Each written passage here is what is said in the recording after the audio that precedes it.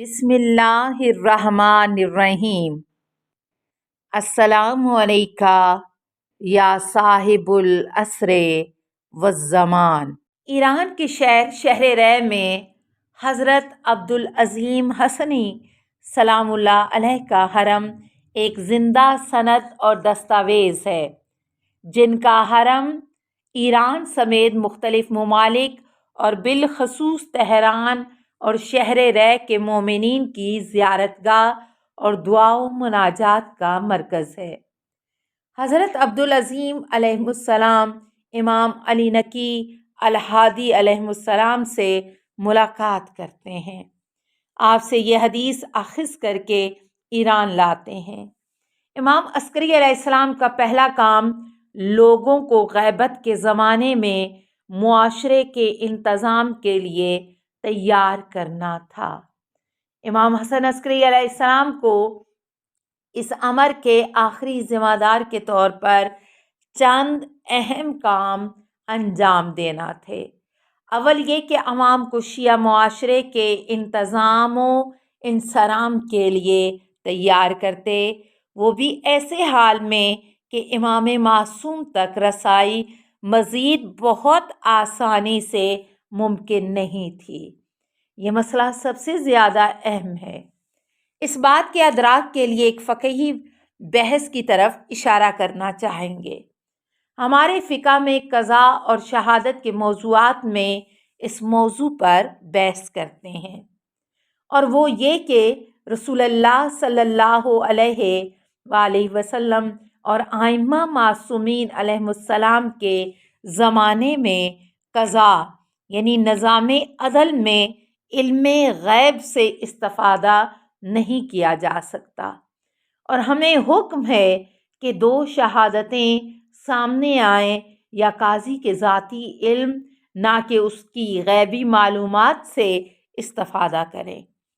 لیکن صرف امام عصر اجل اللہ تعالی فرجہ الشریف کے زمانے میں آپ کو اپنے علم غیب کی بنا پر مجرمین کو سزائیں دینے کی اجازت ہے۔ اب سوال یہ ہے کہ ایسا کیوں ہے، اور جواب یہ ہے کہ کیونکہ آخری امام معصوم امام حسن عسکری علیہ السلام کے حضور کے بعد اب بہت طویل عرصہ گزر چکا ہے، اور اس عرصے میں ائمہ معصومین حاضر نہیں تھے۔ چنانچہ بنی نوع انسان کو عصر غیبت میں اپنی ہدایت کے لیے یہ فقہی قاعدہ قرار دیا گیا کہ فیصلہ اور حکم سنانے کے لیے دو گواہوں کی شہادت کافی ہے۔ یہاں سے غیبت کے لیے ماحول سازی کا سلسلہ شروع ہوتا ہے، اور اس مہم کو کہ غیبت کے زمانے میں بنی نوع انسان کے امور و معاملات کا انتظام و انصرام بہت ہی پیچیدہ موضوع ہے۔ رسول اللہ صلی اللہ علیہ وآلہ وسلم سے لے کر امام حسن عسکری علیہ السلام تک بہت سنجیدہ لیا جاتا ہے۔ امام حسن عسکری علیہ السلام کے سامنے سب سے اہم نکتہ یہ تھا کہ لوگ عصر غیبت میں تحمل، بردباری، صبر، پرامن، بقائے باہمی اور اسی اثنا میں دینداری کی مشق کریں، اور ان امور میں تجربہ حاصل کریں، اور اپنے آپ کو ظہور کے لحاظ سے اپنے امام و سرپرست کی غیر موجودگی کے زمانے میں زندگی بسر کرنے کے قابل بنائیں، اور انتظار ظہور کے سلسلے میں ثابت قدم رہیں۔ یہی غیبت کے لیے تیاری کا اصول ہے۔ امام عسکری علیہ السلام اپنے نائبین اور اصحاب خاص نیز خطوط و مکاتیب کے ذریعے شیعان اہل بیت کے ساتھ رابطہ کرنے کی کوشش کرتے تھے، تاکہ لوگوں کو عصر غیبت اور امام عصر تک عدم رسائی کے زمانے کے لیے آمادہ کریں۔ امام حسن عسکری علیہ السلام کا دوسرا کام عصر غیبت میں امام کی موجودگی بیان کرنا تھا۔ دوسری بات یہ کہ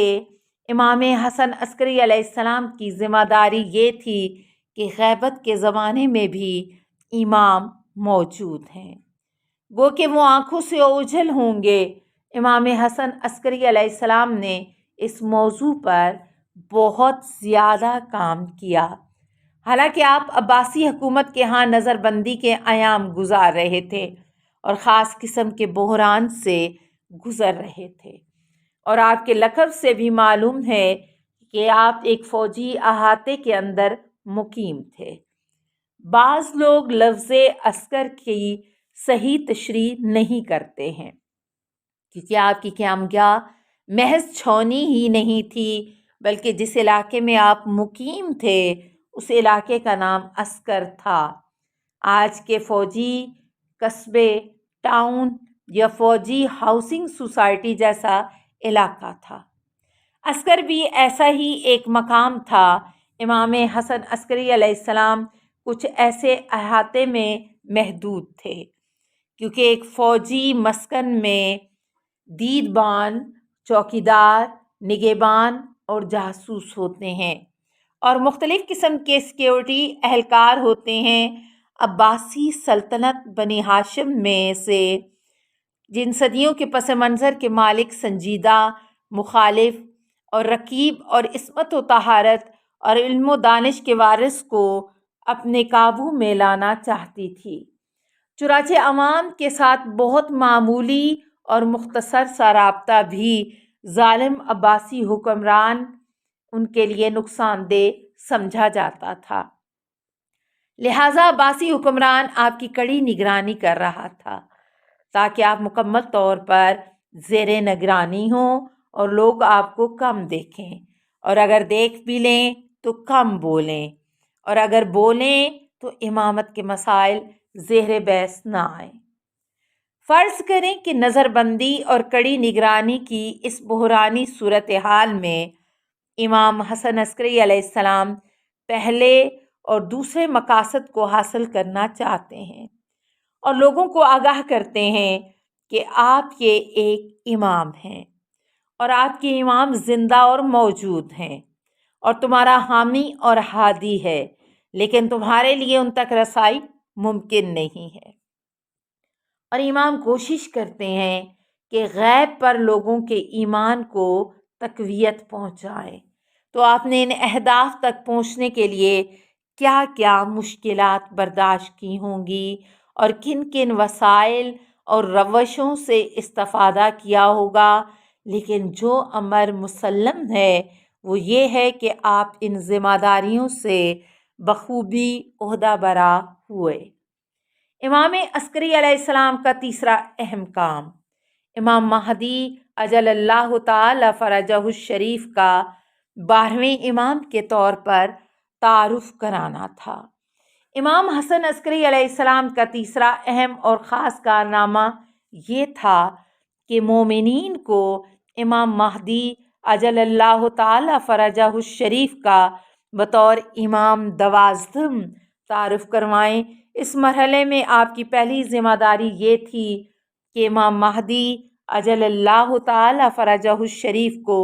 عباسی سرکار کے ہاتھوں دہشت گردی کا نشان بننے اور قتل ہونے سے محفوظ رکھیں، اور ساتھ ساتھ اپنے اصحاب خاص سے آپ کا تعارف کرواتے۔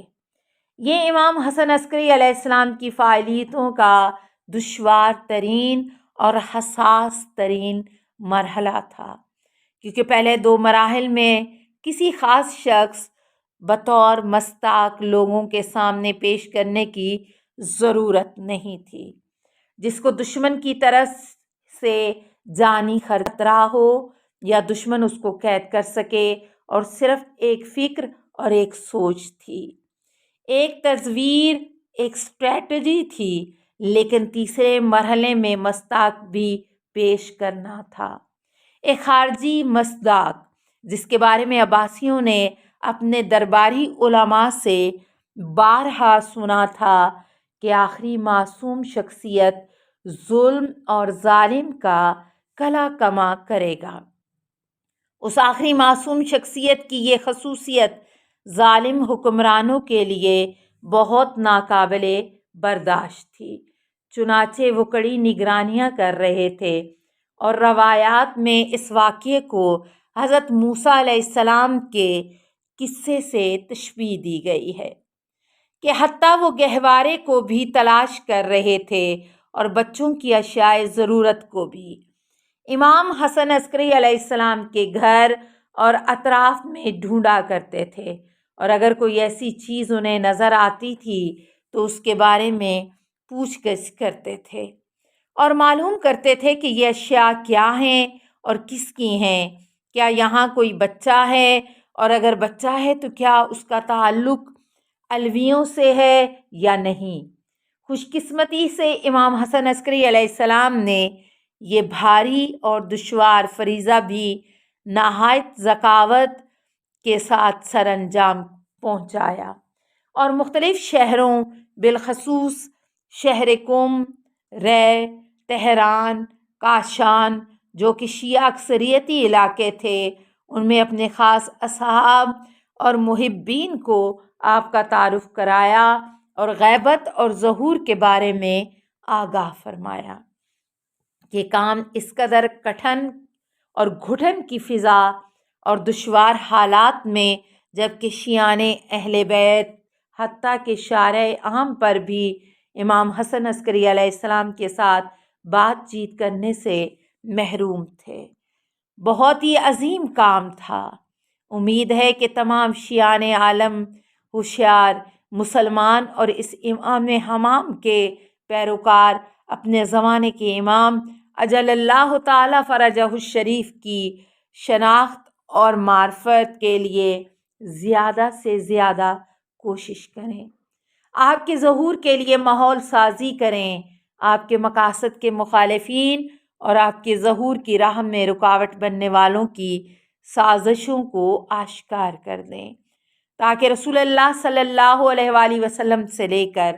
امام حسن عسکری علیہ السلام تک کی تمام تر کوششیں بارآور ہوں اور دکھی انسانیت کی نجات دہندہ حضرت امام محمد المہدی المنتظر اجل اللہ تعالی فرجہ الشریف جلد از جلد ظہور فرمائیں۔ دعائے امام زمانہ اجل اللہ تعالی فرجہ الشریف اللہم کل ولی کل، اور دعائے فرض کو نہ بھولیں اور اپنے حوائج کے لیے بھی یہ دعائیں تلاوت کیا کریں، کیونکہ امام عصر اجل اللہ تعالی فرجہ الشریف نے فرمایا اکثر الدعاء بتعجیل الفرج فإن ذالک فرجکم، جلد از جلد فرج کے لیے زیادہ سے زیادہ دعا کرو کیونکہ یہی آپ کے لیے فرج اور کشادگی ہے۔ السلام علیکہ یا ولی اللہ، السلام علیکہ یا حجت اللہ و خالصتہ، السلام علیکہ یا امام المومنین یا وارث المرسلین و حجت رب العالمین، صلی اللہ علیکہ وعلی آل بیتک الطیبین الطاہرین، یا مولا یا ابا محمد الحسن ابن العلی، انا مولا لکا ولآل بیتکا، وہذا یومکا وہو یوم الخمیس، وانا ضیفکا فیہ ومستجیر بکا فیہ، واحسن ضیافتی واجارنی بحق آل بیتک الطیبین الطاہرین، اللہم صلی علی محمد و آل محمد۔